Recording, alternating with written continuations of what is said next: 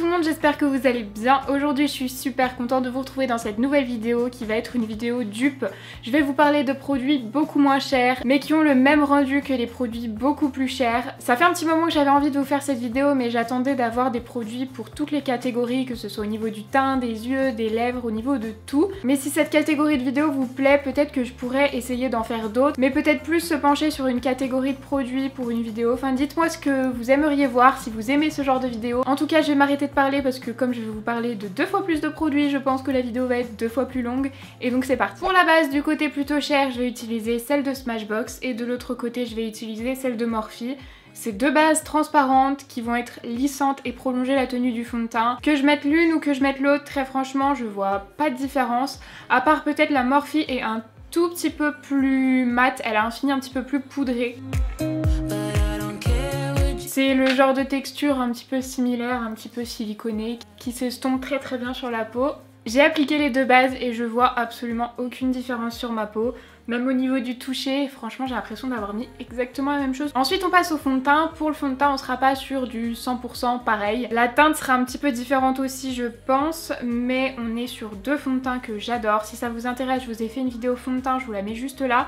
Je vous parle de tous mes fonds de teint préférés. Donc de ce côté je vais mettre le All Nighter de Urban Decay et de l'autre le Full... comment il s'appelle? N'importe quoi, le Conceal and Define de Makeup Revolution. Pour tout ce qui est des teintes, de tous les renseignements, les liens, tout est en barre d'infos. Je commence par le Urban Decay, donc on est sur un format liquide et je viens l'appliquer de ce côté-là. Voilà pour le premier fond de teint, vous voyez qu'il a un fini mat, il n'est pas du tout lumineux, il est assez couvrant, on est sur une couvrance moyenne à forte. Et du coup je vais vous le comparer à celui-ci de Makeup Revolution. Je pense qu'au niveau de la teinte, le Révolution sera peut-être un tout petit poil plus foncé. Le Révolution, vous voyez, il est plus jaune et celui-ci est plus rosé. Voilà pour les fonds de teint, j'ai terminé d'appliquer. Le Makeup Revolution s'estompe beaucoup plus vite. Le Urban Decay, je l'ai travaillé un petit peu plus longtemps, mais après au niveau du rendu, très franchement, même au niveau de la couleur, je suis incapable de dire qu'il y a deux fonds de teint sur mon visage. Ensuite on passe à l'anti-cerne et pour ça j'ai racheté mon anti-cerne favori que j'avais terminé, je l'avais pas racheté, je m'étais dit je vais attendre de finir tout ce que j'ai. Et finalement je l'ai racheté, donc de ce côté là on va appliquer l'anti-cerne Tarte. Du coup ça fait quelques mois que je l'ai pas utilisé celui-là. Et de l'autre côté on va mettre le Can't Stop Won't Stop de NYX que je trouve vraiment très très bien. Je suis hyper difficile en anti-cerne, il y a très peu d'anti-cerne que je trouve vraiment bien. Et celui-ci franchement il a sa place dans mon top anti-cerne. Autant le fond de teint je l'ai détesté, autant l'anti-cerne je l'aime beaucoup. J'avais oublié à quel point il s'estompe en 2 minutes, il est hyper couvrant, franchement je l'aime énormément. Et je viens estomper l'autre côté. Je vois une légère différence de très près dans mon miroir. Du côté NYX, ça marque un petit peu plus les ridules, on voit un petit peu plus la matière. Du côté Tarte, c'est plus lissé. Après, la différence, elle est vraiment pas énorme et franchement, je trouve que le résultat est très très similaire. J'ai oublié de prendre une poudre juste pour poudrer l'anti-cerne. J'ai pris 2 poudres libres pour vous les comparer parce que je trouve qu'elles sont extrêmement proches. La différence de prix est énorme. J'ai une peau très grasse. Donc moi, ce que je recherche le plus dans une poudre, c'est qu'elle vienne matifier, empêcher de briller. Pour ça, j'adore la Bye Bye Pore de It Cosmetics et je trouve que la poudre Kiko, l'Invisible Touch, elles ont le même rendu. Alors la Kiko, elle a un reflet flashback qui est assez énorme, je vous le dis dans toutes mes vidéos. Celle-ci, je trouve qu'elle a un petit peu moins. Alors après, au niveau de la quantité, là on a 6,8 g dans la It Cosmetics, 13 g dans la Kiko. Celle-ci doit être 2 ou 3 fois plus chère et en plus il y en a 2 fois moins dedans. Donc franchement la Kiko elle est hyper rentable. Je vais déjà prendre un pinceau et venir juste poudrer le contour des yeux. Et pour poudrer mon teint, j'utilise du coup une petite houppette. À chaque fois j'utilise ça parce que moi j'aime mettre beaucoup de poudre sur mon teint. J'ai une peau grasse. Voilà, là j'ai poudré mon teint, je viens estomper le surplus de poudre avec un pinceau. Et de l'autre côté du coup je vais venir appliquer la poudre Kiko. Alors là à la caméra avec mes éclairages je sais pas ce que vous verrez Si vous verrez que la Kiko elle a plus de reflets flashback. Encore une fois là le dupe est très bon, je trouve qu'il n'y a aucune différence entre les deux côtés, en tout cas pas sur ma peau. Maintenant on va passer au contour poudre de soleil. Je vais utiliser évidemment, je pense que vous le savez, mais mon kit de contouring de Smashbox. C'est vraiment mon kit préféré. Là il est très bientôt terminé, vous voyez que je fais un mélange en fait entre ces deux teintes. Et de l'autre côté je vais appliquer la poudre de contouring de chez Emma. Pour le kit je prends déjà la teinte la plus froide et je vais l'appliquer juste ici. Et ensuite du coup je passe à cette poudre de contouring qui est plus chaude, celle-ci. Je viens l'appliquer aux mêmes endroits que ce que j'ai fait de l'autre côté du coup.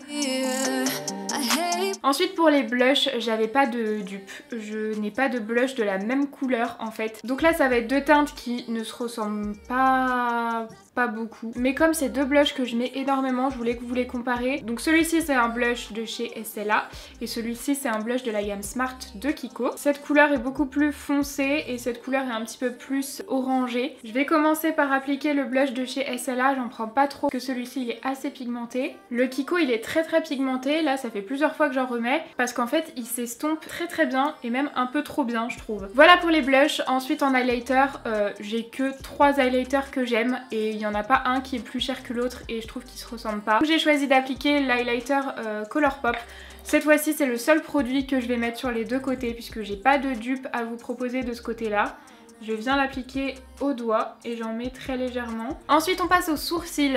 Pour ça je vais mettre de ce côté-là, comme d'habitude, comme je fais tout le temps, la pommade de chez Anastasia dans la teinte Medium Brown. Et de l'autre côté j'ai sélectionné la petite pommade de chez LA Girl parce que pour le prix franchement elle fait hyper bien le job. Vous voyez que je l'ai quand même pas mal utilisée, je sais pas si vous pourrez voir, mais je me surprends à l'utiliser de plus en plus. Voilà pour le côté Anastasia. Et là je vais venir faire du coup le côté LA Girl. Bon voilà le résultat, je préfère quand même le côté Anastasia. J'arrive pas à trouver une pommade qui la détrône en fait. Celle-ci elle est pas mal du tout, je dirais qu'elle est un tout petit peu moins uniforme quand on en met très peu et surtout la couleur est un tout petit peu plus orangée, je sais pas si on s'en rendra compte. Ensuite on passe aux paupières. Pour les bases vous savez que j'ai la paupière grasse et que du coup je mets deux bases. La première pour fixer le fard et vraiment empêcher que le fard crease et la deuxième pour unifier la paupière et rendre les fards plus intenses. Alors pour la première du côté plutôt cher j'utilise la Urban Decay et de l'autre côté je vais utiliser la Kiko. Je les trouve vraiment assez similaires pour cette utilité là en fait dans le sens où c'est deux bases qui sont très transparentes, je pense que vous allez le voir. Et elles vont juste venir empêcher mes fards de creaser. Ma préférée c'est celle-ci, mais pas celle-ci. En fait la version Eden, celle qui est un tout petit peu plus colorée, je la trouve moins grasse. Ma première base je l'applique toujours au doigt puisqu'elle est transparente. Ensuite deuxième base pour unifier cette fois-ci la paupière. De ce côté-là, je vais mettre la P. Louise et de ce côté-là, je vais mettre la Make Up Revolution. C'est deux bases qui, je trouve, ont un fini assez proche, mais je peux quand même pas dire que c'est des dupes. Au niveau du rendu, la différence c'est que la base P. Louise elle est plus épaisse, elle est plus... je sais pas trop comment décrire mais la Révolution est un peu plus grasse. Donc là j'ai unifié ma paupière et maintenant on peut passer au travail des fards à paupières. En palette j'ai vraiment fait avec ce que j'avais, j'ai pas trouvé un dupe parfait de la palette. Par contre si ça vous intéresse que je vous fasse une série de dupes, notamment sur les palettes, dites-moi parce que du coup je me renseignerai plus pour acheter d'autres palettes. Parce que là du coup j'ai vraiment cherché dans mes palettes à moi ce qui pouvait ressembler. Du coup du côté plutôt cher j'ai la palette Anastasia en collaboration avec Alyssa Edwards. Et en fait j'avais envie de faire un make-up dans les tons bleus et jaunes. Donc j'ai cherché des palettes où j'avais le même genre de fard, notamment celle-ci de Juvia's Place. On a un bleu, un orange, un jaune, on a un petit peu les mêmes tonalités. Je pense que je peux faire quelque chose qui ressemble vraiment avec celle-ci. C'est la Afrique de Juvia's Place. Donc voilà, je vais plutôt essayer de reproduire le même make-up, mais du coup ça va pas forcément être un dupe à 100% de la palette. Donc si ça vous intéresse, dites-moi en commentaire et j'essaierai de travailler plus là-dessus pour les prochaines vidéos. En premier, je vais venir appliquer le fard The Supreme qui est le plus orangé de la palette Anastasia. Et du coup, je viens le poser au niveau du creux de paupière. Petit aparté, mais c'est normal que le fond de teint n'accroche pas ici. J'ai même pas pensé à vous le dire plus tôt, mais j'ai une petite brûlure ici. Du coup, comme la peau elle est hyper irritée, c'est comme s'il y avait plus la première couche de peau. Donc le fond de teint du coup n'accroche pas et c'est normal. Que je mette n'importe quoi, de toute manière ça n'accrochera pas. De l'autre côté, je vais venir appliquer le fard Dakar de la palette Juvia's Place, qui est un fard beaucoup plus orange, donc c'est normal, il va être un petit peu plus... Le Juvia's Place c'est vraiment un vrai orange, alors que le Anastasia c'est plus un orange corail. Ensuite je garde le même pinceau et je vais venir prendre le fard jaune de la palette Anastasia, que je vais venir mettre juste au-dessus du fard orangé à ce niveau-là pour continuer le dégradé. Même chose du côté Juvia's Place. Le jaune de la palette Juvia's Place est beaucoup moins intense que celui d'Anastasia. Là je vais venir reprendre mes bases et je vais venir faire un demi-cut crease. Une fois que j'ai fait ça, je prends le fard Dream It de la palette Anastasia avec un pinceau plat et je viens le poser. Je retourne mon pinceau et je prends le fard Côte d'Ivoire et je viens faire la même chose. Je vais venir prendre le fard DDG de la palette Anastasia et je vais l'appliquer en coin externe et j'estompe au niveau des bords. Et de l'autre côté, je prends le fard Cotonou que je viens appliquer de la même manière au niveau du coin externe. Je viens reporter le fard bleu au niveau du ras de cils inférieur. À ce niveau-là, je viens prendre le fard Inspire de la palette Anastasia que je vais mettre juste ici au niveau du coin interne. Et de l'autre côté, je viens faire un mélange entre le fard Angélique et le fard Coffee que j'applique du coup au niveau du coin interne aussi. Je viens mettre du crayon noir à l'intérieur de la muqueuse en bas et en haut. Pour ça, mes deux crayons préférés, c'est ces deux-là. Le Urban Decay, le 24/7 que j'ai dans la teinte Perversion et celui-ci qui vient de chez Kiko qui est l'Intense Color dans la teinte numéro 16. Et avant qu'il sèche complètement en bas, je vais rajouter le fard bleu au niveau du ras de cils inférieur. Même chose à ce niveau-là avec le crayon Kiko. Et c'est à ce moment-là que mon micro a décidé de s'arrêter, donc je vais finir en voix off et je voulais vous parler de ces liners. J'utilise du côté plutôt cher le liner Kat Von D, c'est pas le Dagger que j'utilise habituellement, c'est le classique. Et le dupe parfait, c'est le Caradium. Je pense que vous le voyez qu'au niveau du rendu, c'est similaire et au niveau du pinceau, ça l'est aussi. En ce qui concerne le mascara, j'ai appliqué d'un côté le Perversion de Urban Decay et de l'autre le Avril en version waterproof.